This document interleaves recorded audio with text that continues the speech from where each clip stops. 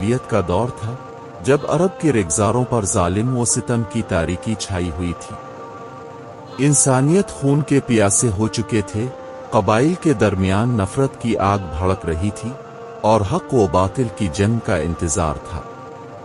ایسے میں اللہ تعالیٰ نے انسانیت کے لیے رحمت کا سامان کیا اور اپنے محبوب نبی محمد مصطفیٰ کو مبعوث کیا۔ رسول اللہ نے مکہ میں دین اسلام کی تبلیغ شروع کی، مگر قریش مکہ کے سرغنہ اس غم حق کو برداشت نہ کر سکے۔ وہ اپنے بتوں اور باطل خداؤں کی پرستش کو چھوڑنے کے لیے تیار نہ تھے، لہذا انہوں نے مسلمانوں کو طرح طرح کے ظلم و ستم کا نشانہ بنایا۔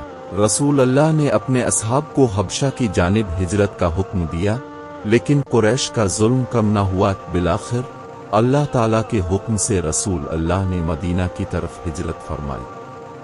مدینہ میں آپ کا والہانہ استقبال کیا گیا اور یہاں اسلام کا قلعہ مضبوط ہو گیا۔ تاہم قریش مکہ کا دل اس بات پر راضی نہ تھا کہ مسلمان سکون سے زندگی گزاریں۔ انہوں نے اپنے سرداروں کی سربراہی میں ایک بڑی فوج تیار کی تاکہ مدینہ پر حملہ کریں اور اسلام کے نوخیز پودے کو جڑ سے اکھاڑ پھینکیں۔ یہ سن 2 ہجری کی بات ہے، جب رمضان المبارک کا مہینہ شروع ہوا۔ رسول اللہ کو قریش کے ناپاک ارادوں کی خبر ملی۔ اللہ کے حکم سے اپنے اپنے جانثاروں کو بلایا اور فرمایا، اللہ کے راستے میں لڑنے کا وقت آ چکا ہے۔ صحابہ کرام رضی اللہ عنہم کا جوش و خروش دیدنی تھا۔ انہوں نے اپنے گھوڑوں کو تیار کیا، تلواریں سنبھالیں اور اللہ کے نام پر میدان میں اترنے کے لیے تیار ہو گئے۔ مدینہ کے قریب واقع بدر کے مقام پر دونوں افواج آمنے سامنے ہوئی۔ ایک طرف حق کے علمبردار مسلمان، جن کی تعداد 313 تھی، اور دوسری طرف قریش کے 1000 مسلح سپاہی۔ جنگ سے قبل رسول اللہ نے اللہ کے حضور دعا کی، اے اللہ، اگر آج یہ مٹھی بھر لوگ ہلاک ہو گئے تو روئے زمین پر تیرا نام لینے والا کوئی نہ ہوگا۔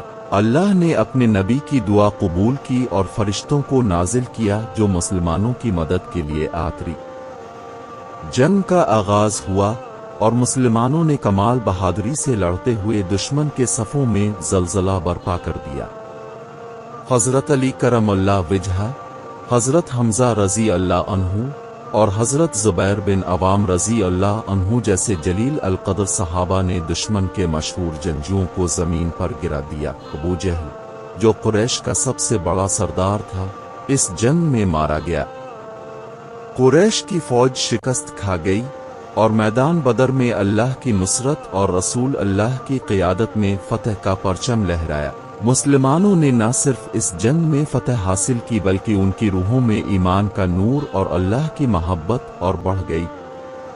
غزوہ بدر ایک ایسی تاریخ بن گئی جس نے اسلام کے غلبے کی بنیاد رکھی اور مسلمانوں کو یہ سکھایا کہ اللہ کی مدد پر بھروسہ کرنے والے کبھی ناکام نہیں ہوتے۔ یہ کہانی اللہ کی راہ میں لڑنے والے صحابہ کی بہادری اور ایمان کی قوت کو بیان کرتی ہے۔ غزوہ بدر اسلام کی پہلی بڑی جنگ تھی، جو آج بھی مسلمانوں کے لیے ایک مثال ہے کہ اللہ پر ایمان رکھو اور ہر حال میں اس کی راہ میں ثابت قدم رہو۔